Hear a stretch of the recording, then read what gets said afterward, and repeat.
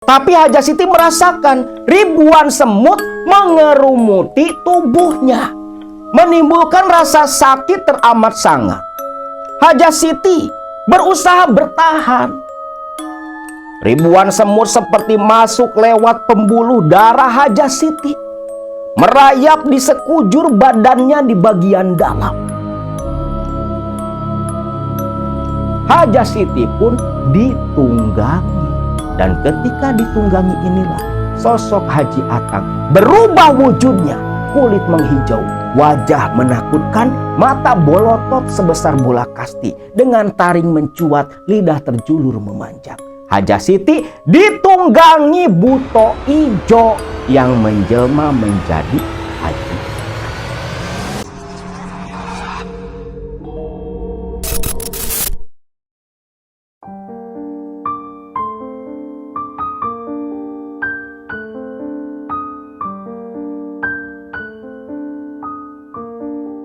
Assalamualaikum warahmatullahi wabarakatuh. Salam sejahtera buat semua Baraya KMS dimanapun kalian berada. Baraya semua tentunya masih ingat dengan cerita Haja Siti yang dicabuli oleh dukun cabul Aki Bahlil, melakukan sebuah ritual di sumur keramat di hutan bambu. Harus mengeluarkan cairan kehidupan dari bagian vitalnya sebagai bentuk ikhtiar untuk melepaskan Haja Siti dan anaknya terlepas dari pengaruh atau dampak pesugihan yang dulu dilakukan oleh almarhum suaminya. Waktu itu 1 bulan berlalu pasca pulang ikhtiar dari tempat Aki Bahlil. Di sini Haja Siti tak henti-hentinya merasa menyesal. Hilang uang, hilang pula kehormatannya di tangan si dukun cabul. Hampir setiap malam Haja Siti meneteskan air mata meratapi hidupnya yang begitu penuh penderitaan pasca sang suami meninggal dunia. Satu ketika Haja Siti yang hanya bisa duduk termenung terbaring di atas ranjang, menatap bingkai foto di dinding kamar. Foto pernikahan dia dengan sang suami beberapa puluh tahun silam. Kang, kenapa Kang? Kenapa Akang sampai melakukan hal seperti itu? Kenapa Kang? Sekarang saya dan Komar Kang yang terkena dampaknya. Hidup kami susah Kang, susah. Ucap lirih Haja Siti. Monolog bicara sendiri menatap foto sang suami. Air mata kembali menetes. Haja Siti melamun mengenang masa lalu. Setiap bulan dia selalu pergi liburan. Uang jutaan selalu diberikan oleh sang suami. Kehidupan terasa sempurna. Namun berbalik saat itu. Dulu bergelimang harta, sekarang bergelimang kemiskinan. Orang-orang mungkin menganggap Haja Siti masih kaya raya. Rumah 2 lantai masih mewah. Aset masih ada. Tapi orang tak tahu Haja Siti mengek-mengek menyambung hidup. Ngandelin uang sisa tabungan dulu. Emas perhiasan semua udah pada dijual. Beberapa mobil udah habis pula. Tinggal 1 mobil satu-satunya. Dipertahankan karena nggak ada kendaraan lain. Di tengah lamunannya, Haja Siti teringat 1 orang yang merupakan keponakan dari almarhum sang suami, Asep. Orang yang merupakan tangan kanan almarhum suaminya, orang kepercayaan sang suami, yang selalu menemani suaminya ketika berangkat keluar kota mengurus semua bisnis-bisnisnya. Asep kenapa lupa? Bahkan, kenapa nggak ingat sama sekali? Bukannya tiap tahun selalu ketemu juga sama Asep. Asep itu kan tangan kanan almarhum suami. Dia pasti tahu rahasia dari suamiku, pikir Hajah Siti. Dia ingat sama si Asep nih, orang kepercayaan suaminya. Kemana sang suami pergi, pasti Asep yang menemani. Iya, kenapa nggak datangi si Asep aja? Asep pasti tahu sesuatu. Maka esoknya Hajah Siti pun minta antar ke Komarudin untuk menemui Kang Asep. Mar, antar ibu ya. Mau kemana, Bu? Antar ibu ke rumahnya Kang Asep. Kang Asep, ponakannya Bapak? Iya, dia itu adik sepupumu. Kamu kan tahu sendiri, Kang Asep itu tangan kanan almarhum bapakmu. Bahkan dulu kan dipercaya ngelola pabrik. Dan hampir selalu menemani bapakmu kemanapun bapakmu pergi. Ibu yakin Kang Asep tahu sesuatu yang disembunyikan, yang dirahasiakan almarhum bapakmu itu. Komarudin pun mengangguk, menyetujui pemahaman sang ibu. Ya udah Bu, mau sekarang? Iya, sekarang saja. Kita langsung menuju ke rumahnya Kang Asep. Komarudin pun lantas bersiap, berganti pakaian, lalu dengan ibunya langsung menuju ke kediaman rumah Kang Asep. Singkat cerita, Kang Asep yang dulu mengelola beberapa usaha milik sang suami, pasca suaminya mati, lantas bangkrut, Asep memilih tinggal di pekampungan, mengelola sawah yang cukup begitu luas. Hasil dari dia usaha bersama suami Hajah Siti yang merupakan uwa dari Kang Asep. Di kampung itu, Asep sendiri terkenal cukup kaya. Selain sawahnya yang luas, punya peternakan ayam dan ikan, Asep juga punya pabrik penggilingan padi. Dan Asep ini memang orangnya gak lupa budi. Ketika uaknya meninggal dunia, Aseplah yang seringkali membantu kesulitan Hajah Siti ataupun Komarudin. Tak segan Asep membantu, baik materi atau yang lainnya. Nah, waktu itu sekitar jam 10 pagi, Asep yang memang lagi tak pergi ke sawah, dia sedang ngopi bersama sang istri. Istrinya waktu itu berbicara ke Asep, "Kang, Akang udah lama loh gak ke kota, gak nengokin Wahaji. Siapa tahu mereka lagi kesulitan, Kang." "Ya rencananya minggu depan Akang mau ke kota, nengokin si Wahaji Siti sama si Komar. Kasihan mereka. Akang berniat, Neng, mau nyuruh si Komarudin buat ngurus peternakan ayam kita. Seperti dulu, Akang pun dipercaya almarhum si Wahaji buat ngelola perusahaannya. Kamu kan tahu, Akang rencananya mau buka peternakan ayam baru, buka kandang lagi. Kandang yang itu biar dikelola si Komar saja. Kasihan dia, bekerja pun gak pernah diterima." "Iya, Kang. Kenapa ya?" "Semenjak si Wahaji meninggal, Hajah Siti sama si Komar hidupnya begitu susah. Usaha semua bangkrut, harta habis. Kenapa ya, Kang? Kayak ada yang gak beres." "Hus, jangan ngomong kayak gitu. Jangan suudzon ya," ucap Asep menutupi sesuatu di depan istrinya. Walau Asep sendiri kan tahu penyebab lenyapnya semua harta kekayaan milik almarhum uaknya.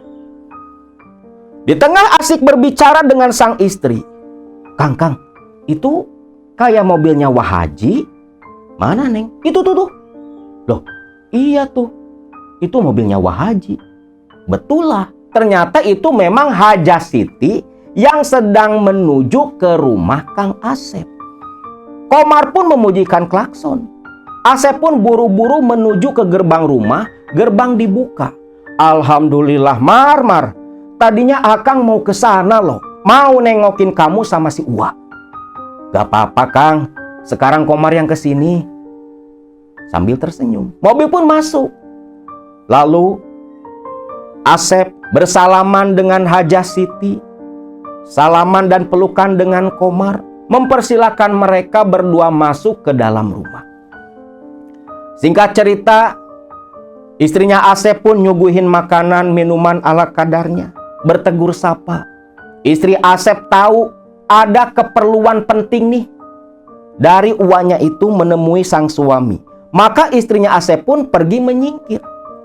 Nah, selepas istrinya Asep pergi, di sini Asep pun bertanya, ada apa, Wak? Tumben-tumbenan Uwa datang ke sini. Biasanya kan Asep yang datang ke sana. Ada apa, Wak? Gak ada apa-apa, Sep. Cuman pengen ketemu saja. Kan sudah beberapa bulan kita nggak ketemu. Iya, Wak. Sebenarnya rencana Asep minggu depan mau ke kota. Mau nengokin Uwa sama si Komar. Rencananya begini, Wak. Saya mau serahin peternakan ayam buat dikelola sama Komar, Wak.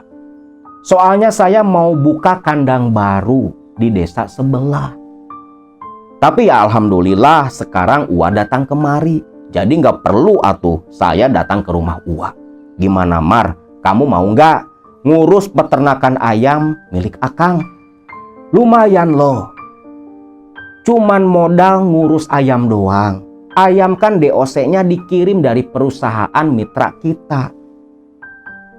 Ya sekali panen uang 6-10 juta mah bisa didapat lah.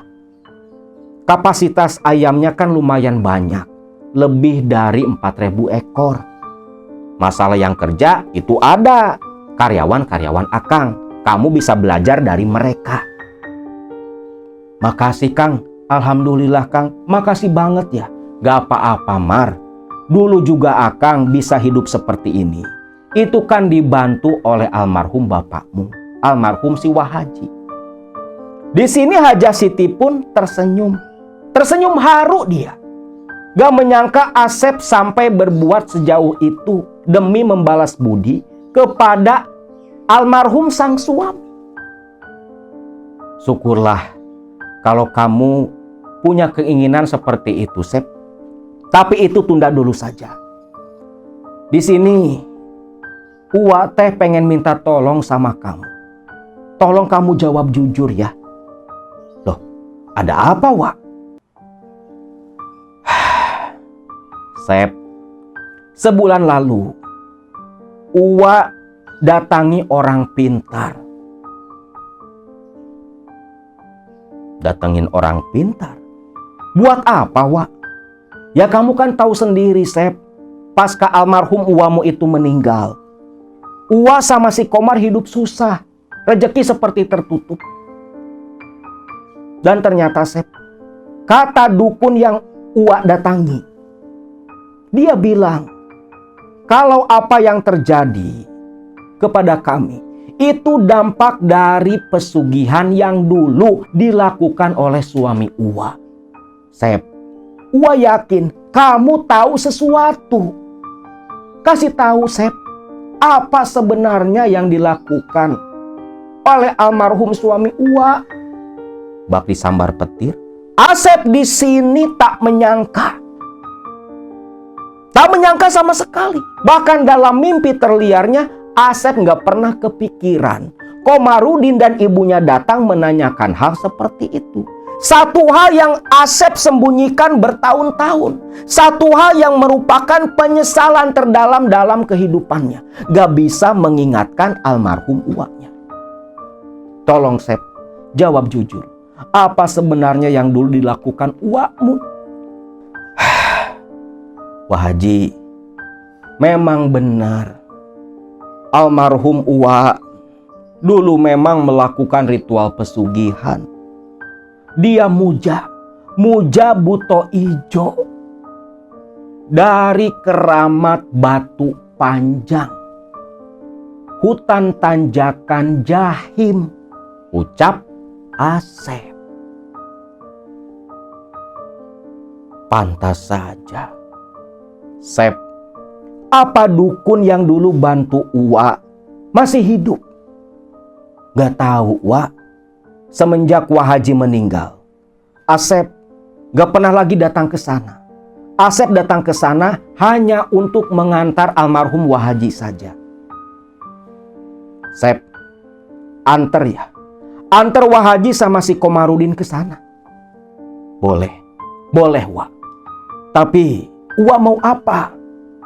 Sep, awal bencana ini semua terjadi di rumah si dukun itu.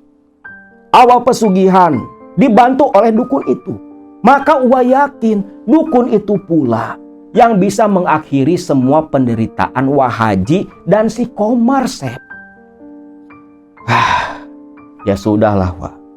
Kalau seperti itu, Uwa mau kapan berangkat ke sana? Lebih cepat lebih baik, Sep. Ya sudah, hari Minggu depan saja, Wak. Hari Minggu depan, Asep akan ke rumah Uwa dan kita berangkat sama-sama menuju ke tempatnya Aki Ajat, Wak. Dukun yang bantu almarhum Wah Haji, ucap Asep. Haja Siti dan Komarudin pun setuju. Lantas setelah cukup berbasa-basi, mereka berdua pun pamitan pula. Singkat cerita, hari Minggu paginya, Asep lantas langsung menuju ke rumahnya Haja Siti. Tiba di sana, Haja Siti dan Komarudin sudah bersiap. Lantas mereka bertiga berangkat bersama-sama menggunakan mobilnya Asep. Singkat cerita, Asep tiba di kampung tempat tinggal Aki Ajat, dukun sakti yang membimbing almarhum uaknya dulu melakukan ritual pesugihan, di mana dulu setiap bulan Robiul Awal, bulan Mulud, Asep pasti mengantar uaknya ke sana untuk keperluan tumbal pesugihan. Dan sepanjang perjalanan di mobil, Asep menceritakan semua pengalamannya. Tapi ingat ya, Wak, Uwa jangan terjerumus ke hal serupa. Jangan, Wak, jangan. Dosa besar, Wak. Terlebih harus menyerahkan tumbal nyawa setiap tahun. Entah seperti apa dosa yang akan menimpa. Nasihat Asep. Singkatnya, ketemulah nih sama Aki Ajat. Aki Ajat yang sudah bertahun-tahun gak ketemu dengan Asep agak terkejut melihat Asep datang bersama seorang perempuan dan seorang pemuda. Loh, Asep? Iya Ki, ini saya Asep yang dulu sering nganter uak saya kemari. Iya. Aki masih ingat. Yo, masuk ke dalam. Ngomong-ngomong, yang ikut dengan kamu itu siapa? Ki, masa Aki lupa? Ini loh, istrinya Uwa. Ya Allah Gusti. Pangling. Yo, Ujang, Neng, masuk ke dalam. Masuklah nih ke dalam rumah. Nah di sini kan pada basa-basi lah ngomong ngaler ngidul. Lalu di sini Haja Siti bertanya ke Aki Ajat. Aki, saya tahu almarhum suami saya melakukan pesugihan dibantu oleh Aki dulu. Loh, sudah tahu ternyata. Iya Ki, kami semua sudah tahu. Dan Asep juga sudah cerita. Lantas, apa tujuan kalian datang kemari? Ki, dampak dari pesugihan itu, Ki. Begitu kami rasakan, Ki, harta kami hampir habis, Ki. Usaha hancur, bangkrut, tak tersisa. Hidup saya dan anak saya ini susah, Ki, susah.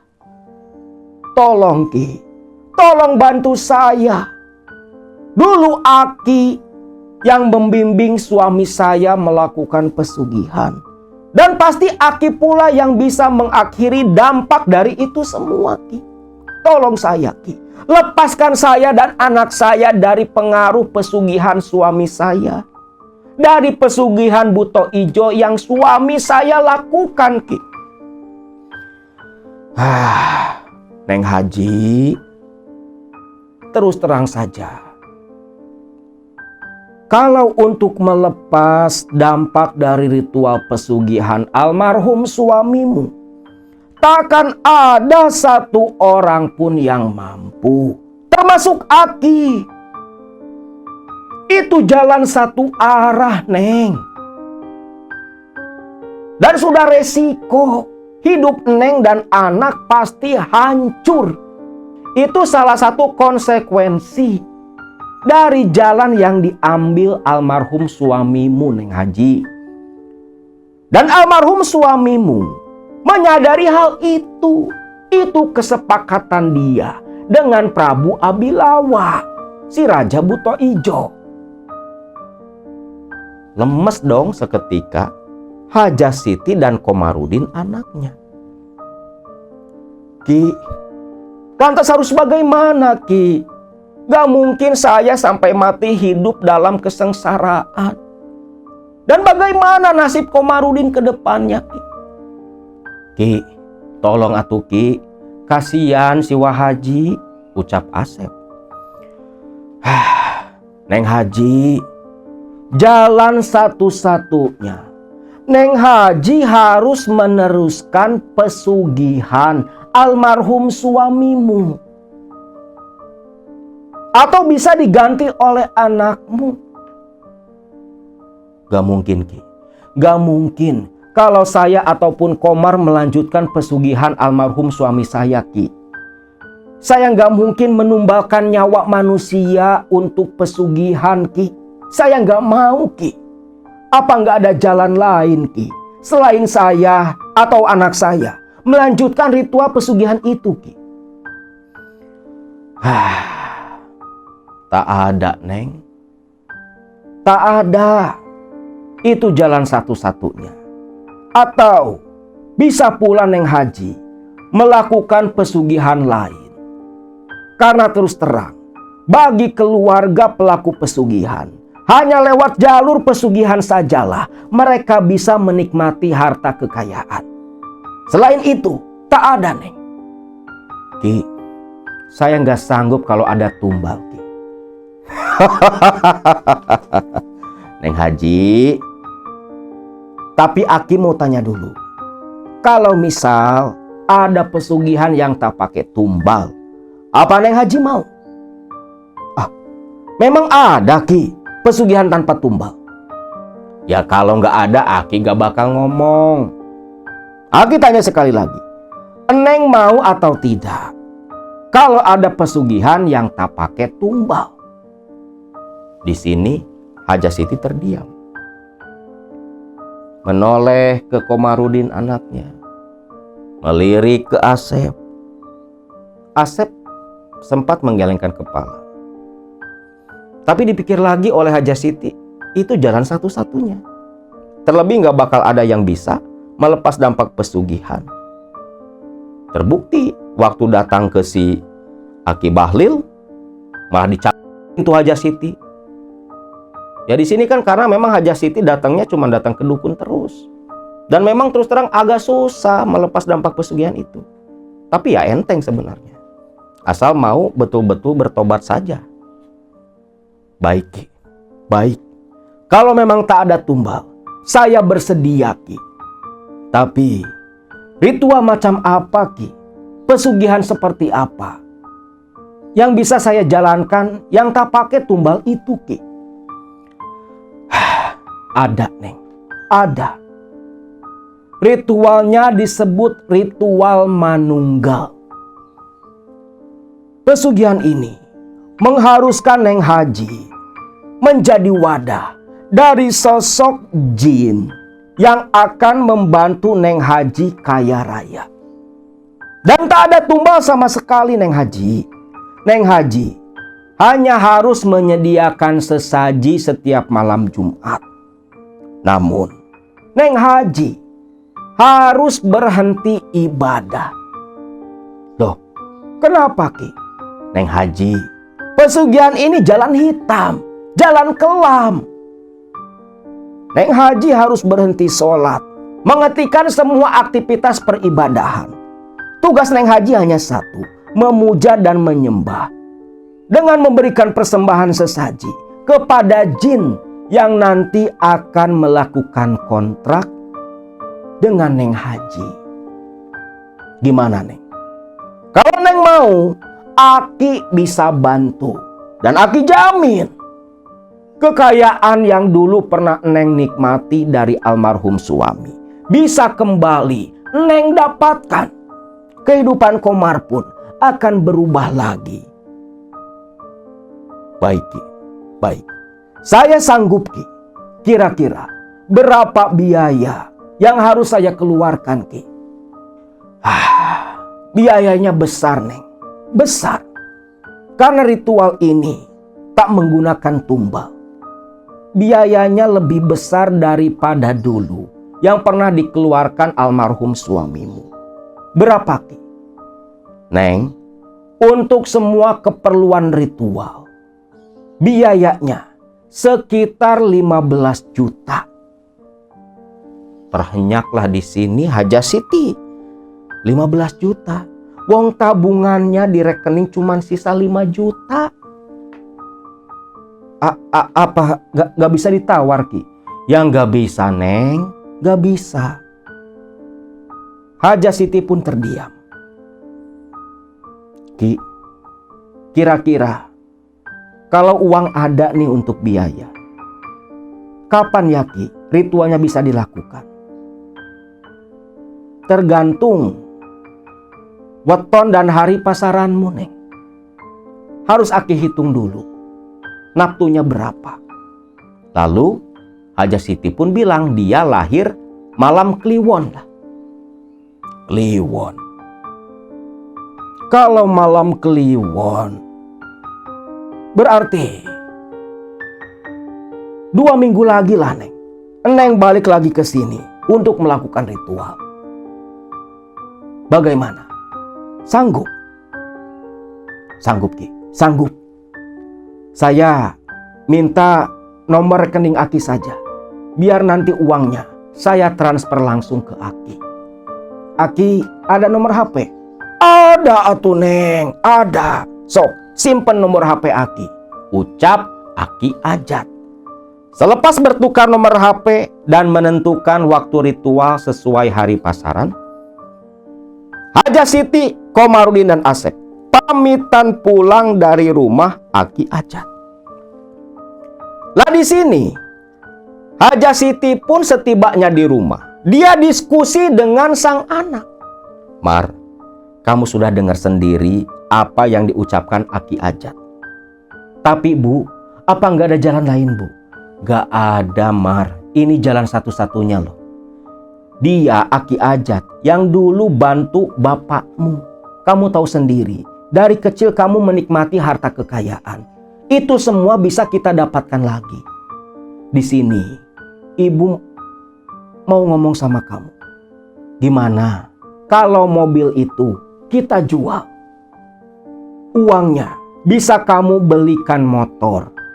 Dan sisanya untuk keperluan ritual dan buat bekal kita.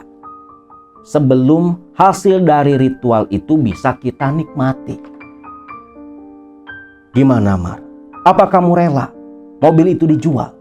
Gak apa-apa Bu, jual saja. Kalau memang tak ada jalan lain, Komar setuju-setuju saja. Ucap si Komarudin anaknya. Maka mobil itu pun dijual oleh Haja Siti. Waktu itu laku sekitar 80 juta.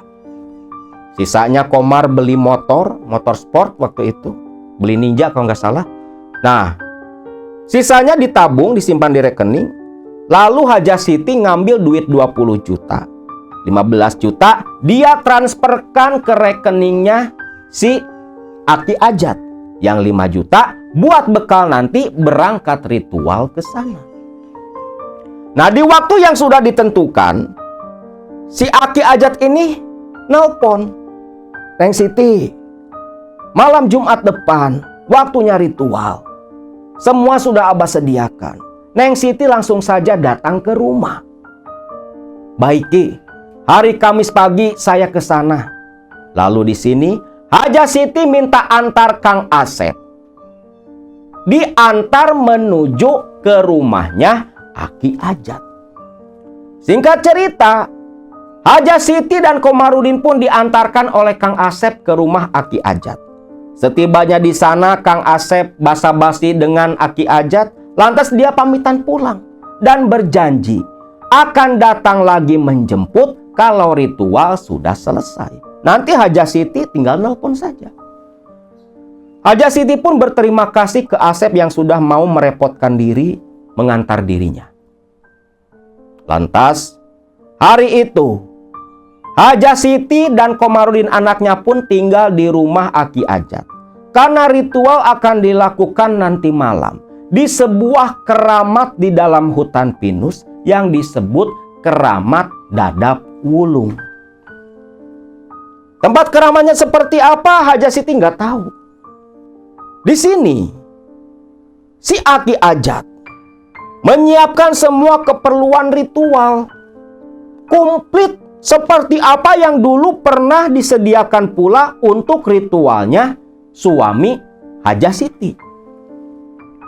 Ada ayam bakakak, ada nasi tumpeng, umbu rampe, air rasa, dari mulai kopi pahit, kopi manis, teh pahit, teh manis, air tawar. Bahkan ada pula ternyata jin pun doyan mabok juga. Lalu tepat jam 8 malam, Haja Siti serta Komar sambil membawa sesaji mengikuti Aki Ajat yang walau sudah usia renta tapi tenaganya masih kuat. Berjalan menembus hutan tak perlu membawa tongkat. Cukup jauh lokasi tempat keramat Dadap Wulung dari rumah Aki Ajat. Mereka bertiga berjalan menembus jalanan setapak, kiri kanan pohon-pohon pinus. Sampai akhirnya mereka di kejauhan mendengar suara gemericik aliran sungai. Aki Ajat berkata, "Neng Haji, sebentar lagi kita sampai. Di depan sanalah lokasi keramat Dadap Wulung. Di mana nanti Eneng akan melakukan ritual manunggal dengan sosok Nyimas Klinting Kuning." Nah, ternyata jin yang mau disembah ini, yang mau melakukan kontrak pesugihan, itu namanya Nyimas Klinting Kuning. Ada Klinting Kuning, Klinting Abang, itu yang akan tahu ya. Itu memang sosok bangsa jin. Nah, sekitar 15 menit kemudian, tibalah mereka di sebuah saung yang cukup sederhana. Atapnya cuma dari plastik ditutupi alang-alang. Nah, kita istirahat dulu sebentar di sini. Komar, kamu nanti tunggu di sini sendiri. Aki akan mengantarkan ibumu ritual di dalam keramat. Nanti Aki balik lagi kemari menemani kamu. Jangan takut, tak akan ada apa-apa yang mengganggu. Iya Ki, iya, ucap Komar. Walau dibilang seperti itu, Komar ya tetap merinding juga dong. Seumur-umur baru pertama kali datangi tempat keramat di tengah hutan. Mana nggak tahu lagi hutan apa itu. Nah, selepas istirahat sekejap di sana, mengecek kembali sesaji takut ada yang tertinggal, Aki Ajat langsung menuntun Haja Siti menuju lokasi tempat keramat. Yang setibanya di sana, ternyata di luar ekspektasi Haja Siti. Disangkanya tempat keramat itu seperti apa? Ada kuburan, ada kepunden. Ternyata enggak. Lokasi tempat keramatnya itu hanya sebuah pohon dadap yang begitu besar. Di mana pohon itu, bagian pangkal batang pohonnya ditutupi oleh kain putih. Pohon dadap memang di kalangan spiritualis dianggap mempunyai tuah tertentu. Bahkan oleh saudara-saudara dari umat Hindu, pohon dadap ini selalu dilibatkan dalam ritual-ritual keagamaan. Dianggap sakral. Bahkan beberapa praktisi memanfaatkan kayu pohon dadap, terusus galihnya, sebagai media ajimah. Diasmak, dijampi-jampi, dan sejenisnya diisi. Yang konon katanya mempunyai khasiat tertentu, baik untuk perlindungan, pengasihan, ataupun pelarisan usaha. Konon katanya seperti itu. Nah, Neng Haji, di keramat dadap wulung inilah Neng Haji akan melakukan ritual. Pertama nanti Neng Haji akan Aki mandikan. Selepas itu Neng Haji tinggal duduk diam semedi di sini. Ingat, apapun yang datang, apapun yang terjadi, Neng Haji jangan lari. Ini jalan satu-satunya, Neng. Harus berhasil. Baik, baik, ucap Haja Siti. Lalu Aki Ajat meletakkan sesaji tepat di bawah pohon dadap, di antara sela akarnya yang begitu besar. Kemenyan dibakar oleh si Aki Ajat.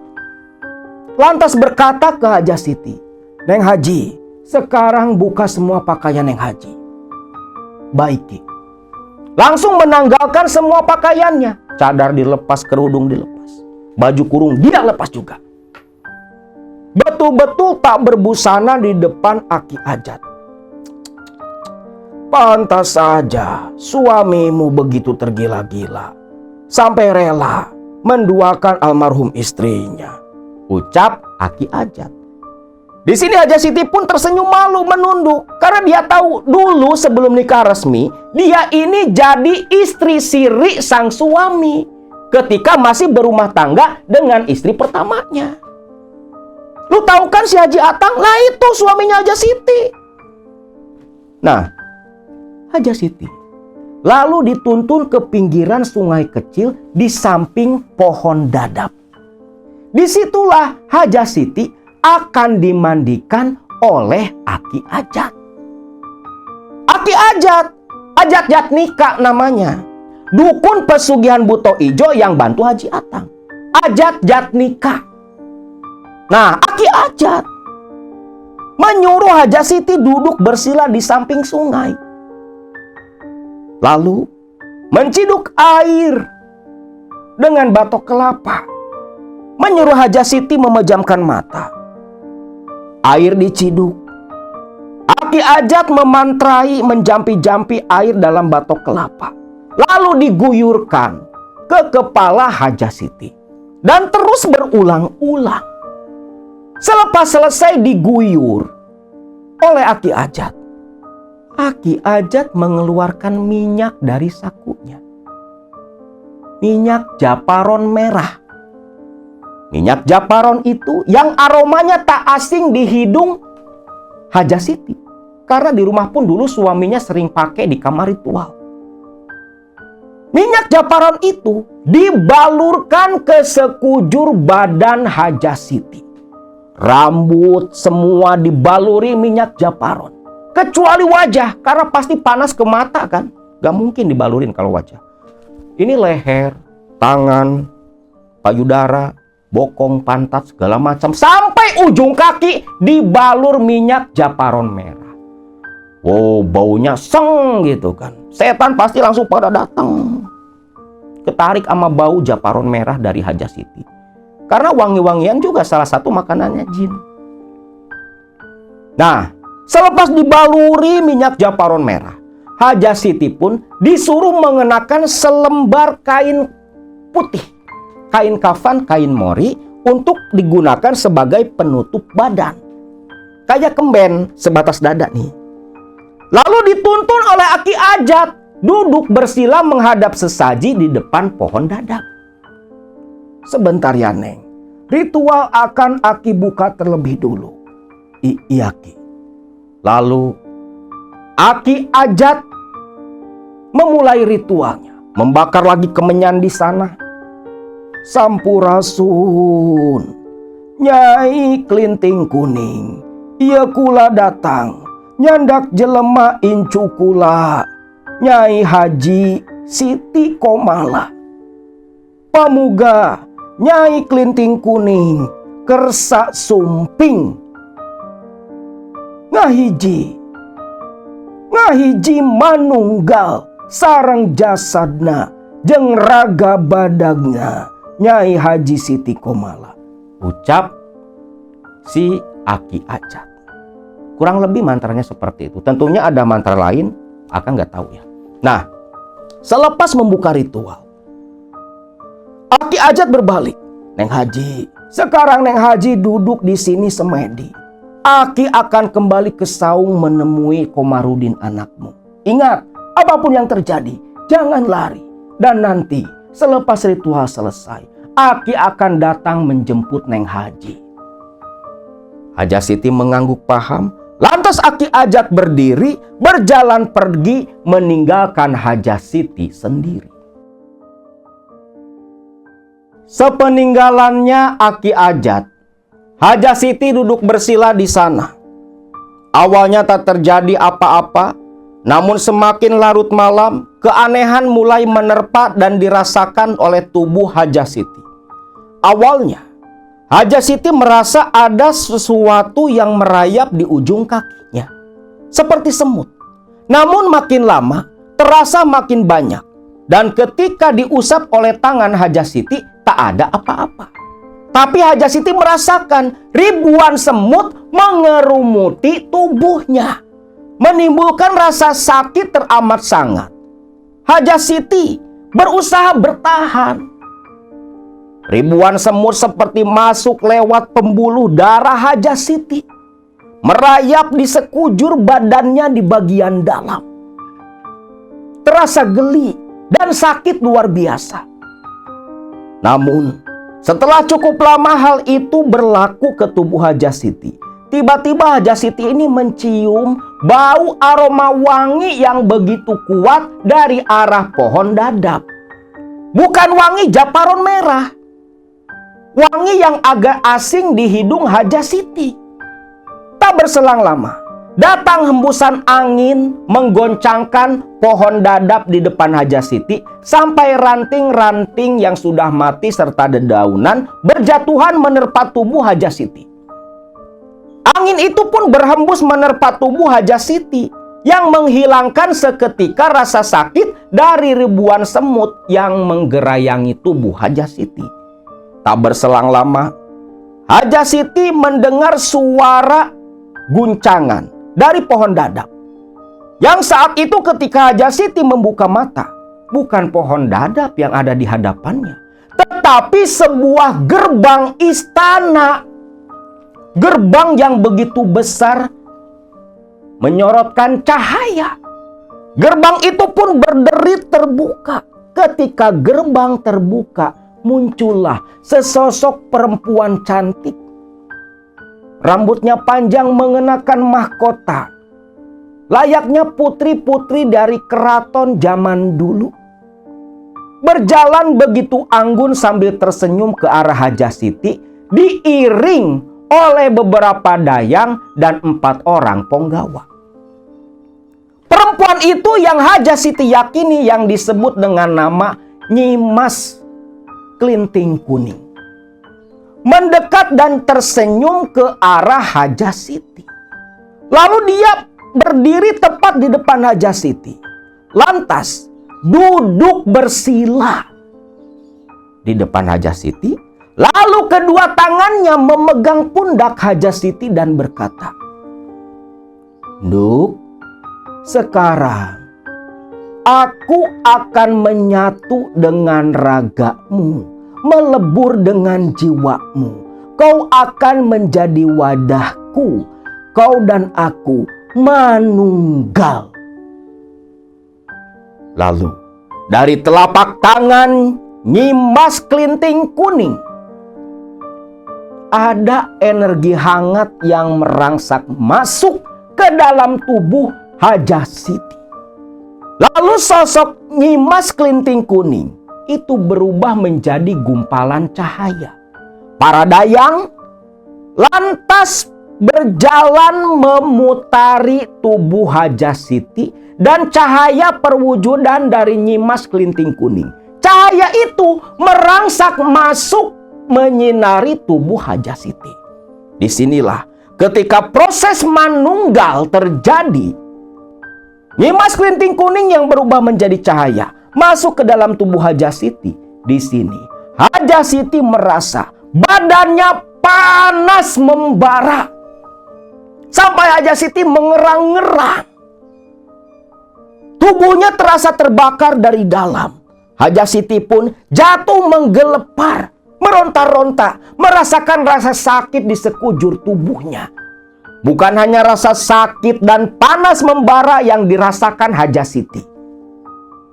Dia merasa seolah tubuhnya ini membengkak, membesar, seperti menjadi sosok raksasa.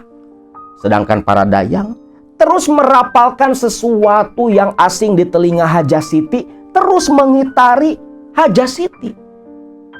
Hajah Siti merasakan panas di sekujur badan. Rasa panas perlahan-perlahan mulai reda.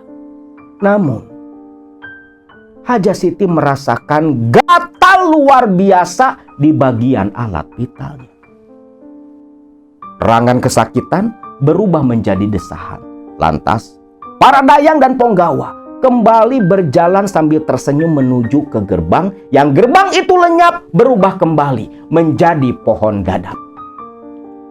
Tak berselang lama, terdengar suara langkah kaki mendekat. Yang ketika Hajah Siti membuka mata sambil terus memegangi bagian vitalnya karena terasa begitu gatal. Ternyata yang datang adalah Aki Ajat. Aki Ajat tersenyum menoleh ke Hajah Siti. Bagus, Neng, bagus. Ritual manunggal sudah dilakukan sempurna. Duduklah.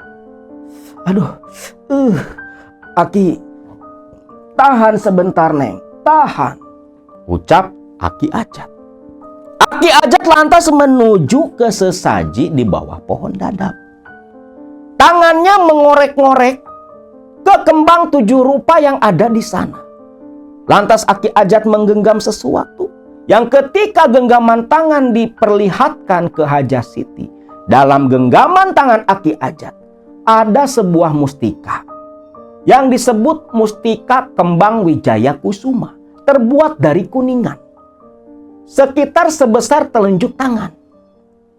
Neng Haji, dengan munculnya mustika Wijaya Kusuma ini, berarti ritual Neng Haji sudah hampir sempurna.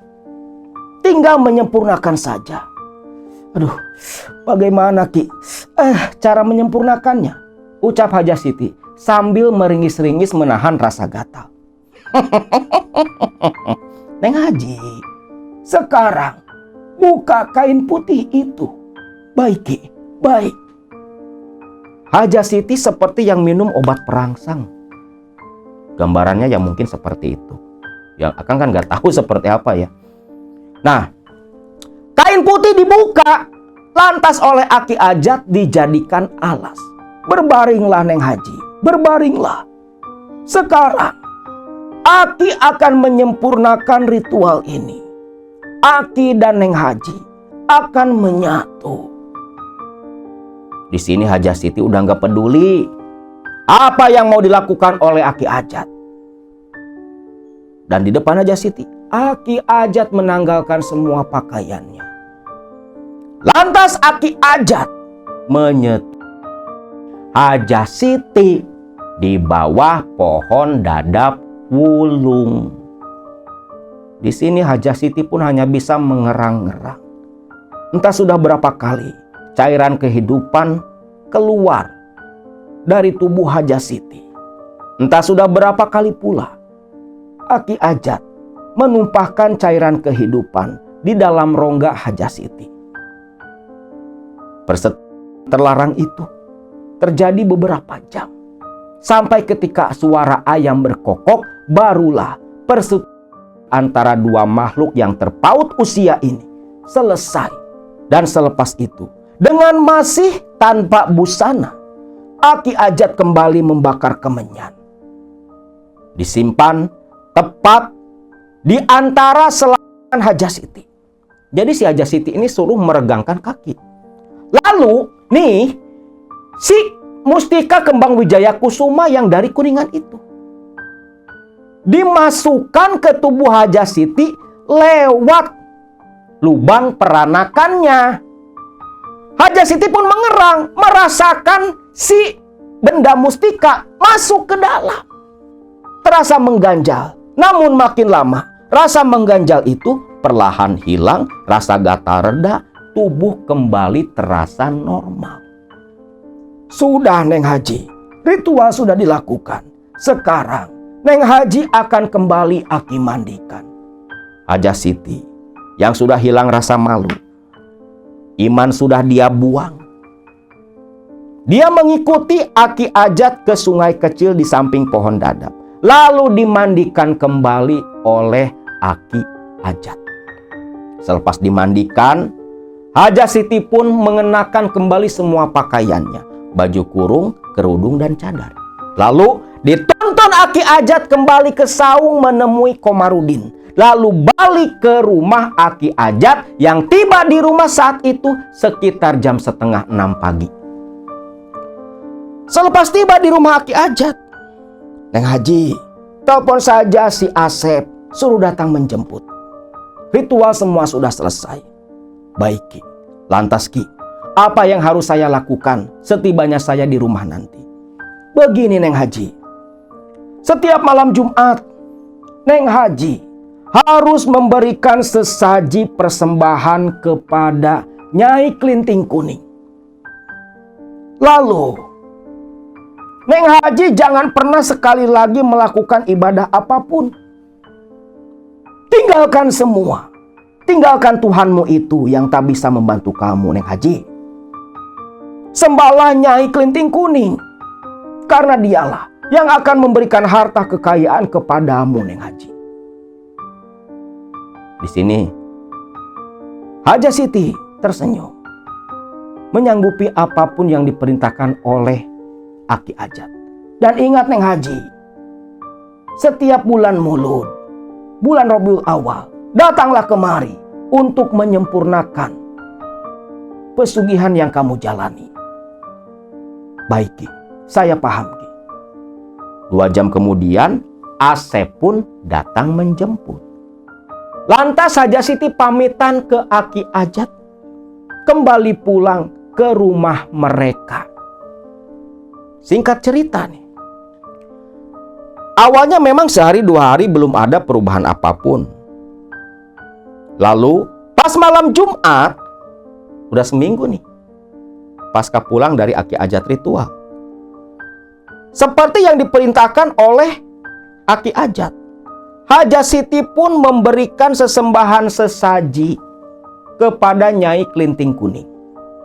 Umbo rampe, kopi pahit, kopi manis, hampir sama dengan sesaji yang disediakan ketika ritual di bawah pohon dadap wulung. Nah, selepas ritual itu selesai, esok paginya nih Jumat pagi, tiba-tiba ada yang datang ke rumah. Ada tamu yang datang. Hajah Siti tak kenal sama sekali dengan orang itu. Orang itu datang memperkenalkan diri sebagai calon pengontrak ruko milik Hajah Siti. Orang itu katanya orang Padang, berniat mau mengontrak rukonya Hajah Siti untuk 1 tahun ke depan.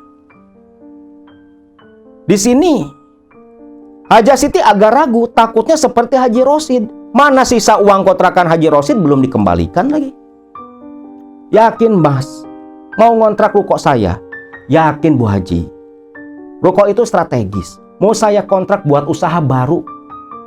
Berapa Bu Haji? Ya kira-kira saja Mas ini sanggup berapa ngontrak ruko saya itu? Bu Haji, saya cuman sanggup ngontrak ruko Bu Haji sekitar 150 juta. Kaget dong Haja Siti. Lawong dia kontrakin ke Haji Rosid aja cuma 80 juta. Lah ini orang Padang datang-datang nawar kontrakan sanggup 150 juta setahun. Aduh, di sini kan Haja Siti mulai main nih otak bisnisnya. Aduh, kalau 150 juta kayaknya belum layak loh Mas. Itu di tengah pusat kota. Posisinya sangat strategis. Tambahin lagi lah. Aduh Bu Haji, paling saya sanggup nambah 10 juta lagi Bu Haji. Cuman itu yang bisa saya keluarkan buat biaya kontrakan. Ya sudahlah. Begini saja Mas, untuk tahun ini gak apa-apa lah sok. Cukup 150 juta saja. Tapi tahun depan tambahin lagi 10 juta ya. Dan itu berlaku setiap tahun. Jadi setiap tahun mesti nambah 10 juta. Nah di sini seorang Padang ini tentunya senang dong. Karena bagi dia dengan prospek usaha ke depan, modal pasti bakal balik hanya dalam tempo beberapa bulan. Akhirnya deal tuh, surat kontrak perjanjian dibuat. Uang 150 juta pun diberikan kepada Hajah Siti. Singkat cerita, selepas 1 minggu orang Padang datang mengontrak rukonya. Yang ternyata ruko itu dijadikan toko pakaian dan toko alat-alat dapur. Waktu itu datanglah Haji Rosid. Udah kebayang nih sama Haja Siti, Haji Rosid pasti datang bermaksud untuk menagih sisa uang kontrakan yang belum dikembalikan. Ketemulah nih tatap muka. Lah di sini ketika ketemu Haja Siti, Haji Rosid hanya bisa menganga. Seolah terpikat oleh aura dan kecantikan Haja Siti. Loh Pak Haji, kok melamun terus seperti itu? Ucap Haja Siti dengan nada yang centil. Nah di sini pasca ritual miraga manunggal dengan sosok Nyai Klinting Kuning, Haja Siti ini memang perangainya berubah. Yang tadinya alim, itu berubah menunjukkan sisi liarnya sebagai perempuan yang begitu gatal setelah sekian tahun tak disentuh. Padahal baru disentuh Aki Ajat beberapa malam lalu. Di sini Haji Rosid pun terpikat dan terpana. Suara Haja Siti seperti lagu yang berirama di telinga Haji Rosid. Bu Haji, maaf ya Bu Haji. Begini Bu Haji, ucap Haji Rosid sambil terbatuk-batuk. Saya mau minta sisa uang kontrakan Bu Haji. Ya itu pun kalau ada Bu Haji. Aduh, gimana ya Pak Haji? Bukannya nggak ada uang, tapi uang yang ada itu rencananya mau tak pakai modal. Mau buka lagi kios sayuran di pasar. Gimana ya Pak Haji? Ya, kalau mau pakai modal ya pakai dulu aja Bu Haji, nggak apa-apa. Tapi Bu Haji, anu apa Pak Haji Rosid? Bu Haji ini kan sudah lama menjanda. Apa Bu Haji gak ada keinginan ya buat punya pasangan lagi? Ya keinginan itu ada Pak Haji. Tapi siapa sih yang mau sama saya? Janda miskin, susah. Siapa yang mau sama saya Pak Haji? Wah Bu Haji ini kok ngomongnya seperti itu. Dari dulu kan juga banyak yang mau loh sama Bu Haji. Nah di sini Haja Siti paham dengan gelagat Haji Rosid. Sepertinya si Haji Rosid ini sudah terpikat oleh dirinya. Ya sebenarnya Pak Haji, saya pengen punya suami lagi. Tapi saya kan gak sembarangan nyari suami. Bukan hanya harus hidupnya mapan, tetapi harus sudah dewasa. Ya seperti Pak Haji Rosid inilah. Kaget dong Haji Rosid mendengar itu. Wah Bu Haji ini bercanda. Nggak bercanda kok Pak Haji. Ya sudah, nanti kalau sudah ada uang, saya bayar dan kembalikan ya Pak Haji. Ya, tenang saja Bu Haji. Kalau gitu, saya pamit dulu. Ucap Haji Rosid. Nah, selepas pertemuan itu, si Haji Rosid jadi sering menghubungi Haja Siti. Dan Haja Siti pun menyambut baik. Karena apa? Karena pesugihan yang dia jalani, di mana dia manunggal dengan sosok Nyimas Klinting Kuning. Dia harus berburu sperma laki-laki. Memang gak pakai tumbal. Nah di sini Haja Siti yang memang perangainya berubah, yang tadinya kalem jadi centil dan nafsuan. Namun dia nggak sembarangan milih laki-laki dong. Harga diri bro. Nah, Haji Rosid yang memang sepertinya sudah menaruh cinta, menaruh rasa ke Haja Siti, itu langsung Haja Siti manfaatkan. Haja Siti rela dijadikan istri simpanan Haji Rosid. Disinilah Haja Siti selain membuka kembali kios sayuran di pasar yang dijalankan langsung oleh Komarudin anaknya, yang tentunya dengan bantuan pesugihan Nyai Klinting Kuning, usaha sayuran itu berkembang cukup pesat pula. Haja Siti pun jadi istri simpanannya Haji Rosid. Dan sebagai istri simpanan yang bisa menaklukkan Haji Rosid yang memang begitu nurut sama Haja Siti, Haja Siti mengeruk perlahan harta kekayaan Haji Rosid sampai Haji Rosid rela menceraikan istri dan meninggalkan anak-anaknya. Memang Haji Rosid ini usianya udah nggak muda lagi, 50 tahun lebih. Anak-anaknya pun udah pada nikah. Namun anehnya, selepas berhubungan dengan Haja Siti, yang entah sudah berapa kali melakukan hubungan badan kan, lawang udah nikah walaupun nikahnya siri, Haji Rosid itu setiap kali berhubungan dengan Haja Siti selalu merasa kelelahan yang teramat sangat. Hubungan sama Haja Siti nih, hubungan suami istri, pasti 2 hari Haji Rosid ini merasakan tubuh begitu lelah tak bertenaga. Sampai dia langsung datang ke dokter. Sama dokter hanya dibilang kecapean dan disuruh banyak makan vitamin. Namun itu terjadi setiap kali berhubungan badan dengan Haja Siti. Dan Haja Siti sendiri tak pernah merasakan kepuasan hanya dengan satu laki-laki. Selain Haji Rosid yang jadi suaminya, Haja Siti pun menjalin hubungan gelap dengan beberapa laki-laki. Yang rata-rata semua lelaki-laki yang menjalin hubungan dengan Haja Siti adalah orang-orang berada. Ada yang pejabat, ada yang pengusaha. Dan semua orang yang melakukan hubungan badan dengan Haja Siti mengalami hal serupa seperti Haji Rosid. Haji Rosid, kondisi tubuhnya semakin menurun. Sampai akhirnya, pasca 1 tahun, Haji Rosid menjadi suami dari Haja Siti. Haji Rosid pun mati. Dan Haja Siti mengetahui matinya Haji Rosid karena ketika sedang berhubungan badan, sosok Nyai Klinting Kuning yang menyatu dalam raga Haja Siti itu menyedot esensi kehidupan Haji Rosid. Maka kondisi tubuh Haji Rosid menurun sampai akhirnya mati. Ya sebenarnya ini tumbal-tumbal juga kan. Cuman lebih rapi, lebih terselubung. Nah itu pun berlaku kepada laki-laki lain yang menjalin hubungan dengan Haja Siti. Semenjak saat itu, Haja Siti hidupnya semakin berubah.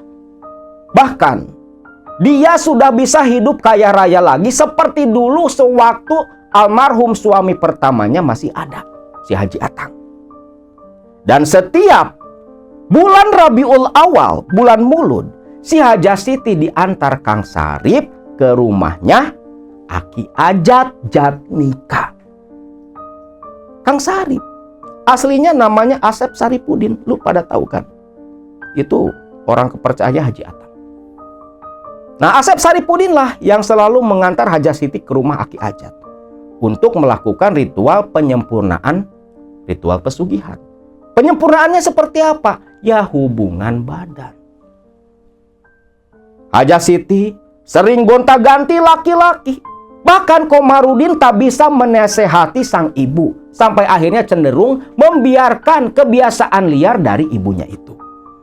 Komarudin yang sudah capek menasehati ibunya, memilih tak tinggal lagi satu atap. Karena Komarudin merasa risih. Dalam seminggu beberapa malam, ibunya itu sering membawa laki-laki ke rumah. Ya, walaupun mereka semua begitu baik, tak segan-segan ngasih harta, ngasih duit. Tapi Komarudin gak suka dengan kelakuan ibunya yang seperti itu. Komarudin pun memilih membeli rumah dan tinggal sendiri terpisah dengan ibunya. Waktu terus berlalu, 7 tahun berjalan, harta kekayaan begitu melimpah. Dan di tahun ke-7 itu, Aki Ajat Jatnika meninggal dunia. Haja Siti gak peduli. Toh walaupun Aki Ajat meninggal, pesugihannya tetap terus berjalan. Namun siapa sangka ketika menginjak tahun ke-10, di mana Komarudin sudah menikah, sudah punya anak laki-laki balita. Di tahun ke-10, Haja Siti mengalami sebuah kejadian di luar nalar akal sehatnya. Haja Siti ingat betul, waktu itu dia cerita semua ke Komarudin anaknya. Malam Jumat itu, Haja Siti menyiapkan sesaji seperti biasa. Selain sesaji di kamar khusus, Haja Siti pun meletakkan sesaji di dalam kamar tidurnya. Nah, tengah malam ketika Haja Siti sedang tertidur lelap, tiba-tiba pintu kamar diketuk. Lalu terbuka dengan sendiri, Haja Siti yang bangun, dia duduk terkejut melihat sosok Haji Atang, suaminya yang sudah meninggal dunia, datang berjalan masuk ke dalam kamar, hanya mengenakan handuk sebagai penutup badan. Sama persis seperti kebiasaan dulu ketika Haji Atang masih hidup. Lah di sini Haja Siti terkejut melihat sosok almarhum suaminya. Kang Haji. Haja Siti yang sudah berusia 50 tahun saat itu tergagap-gagap melihat sang suami. Suaminya terlihat seperti waktu dulu menikahi dirinya. Masih gagah, mendekat, namun tubuhnya berbau anyir. Haja Siti lalu didorong oleh sosok Haji Atang.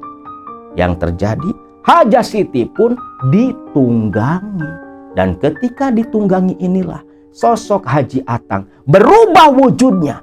Kulit menghijau, wajah menakutkan, mata bolotot sebesar bola kasti, dengan taring mencuat, lidah terjulur memanjang. Haja Siti ditunggangi buto ijo yang menjelma menjadi Haji Atang. Haja Siti tak bisa menolak, karena dari sosok buto ijo yang menjelma menjadi suaminya, Haja Siti kembali merasakan kenikmatan yang sudah beberapa tahun tak pernah dia rasakan dari berbagai lelaki yang menjalin hubungan dengan dirinya. Namun, yang terjadi kepada Haja Siti seperti yang terjadi kepada istri pertama Haji Atang di masa lalu. Selepas melakukan hubungan badan dengan sosok buto ijo yang menjelma menjadi Haji Atang, Haja Siti mengalami pendarahan dari alat vitalnya. Haja Siti yang panik pun menelpon Komarudin. Komarudin langsung menyempatkan diri mampir ke rumah sang ibu. Mendengarkan cerita dari ibunya, Komarudin pun kebingungan. Masa iya sih, Bu? Bener.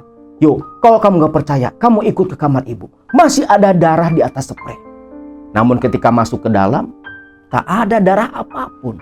Bu, ibu pasti mimpi, ibu kecapean. Gini saja ya, Bu. Nanti seminggu 2 kali, Komar sama anak dan istri nginep di rumah ibu. Biar ibu gak kesepian. Tapi Komar, tadi ada darah. Sudahlah, Bu. Ibu kecapean. Ibu istirahat saja ya. Ibu istirahat. Kalau ibu butuh apa-apa, tinggal telepon Komar ataupun istri. Biar nanti istri Komar yang sediakan semua kebutuhan ibu. Ucap Komarudin.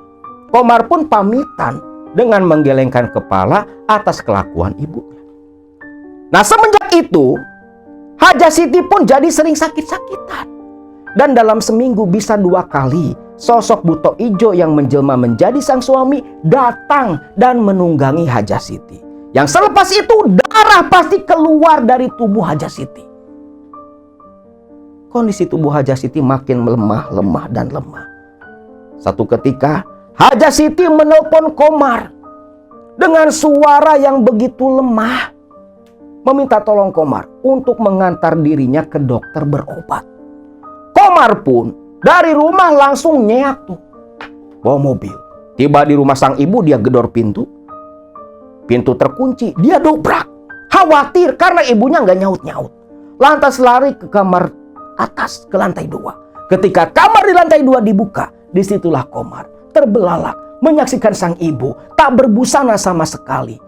Dengan tubuh telentang, kaki meregang, dan darah merembes keluar dari alat vital ibunya. Haja Siti hari itu meninggal dunia, meregang nyawa, kaku di atas ranjang dengan tubuh tak berbusana, kaki meregang, darah merembes dari alat vitalnya. Komar jatuh duduk syok melihat kondisi sang ibu.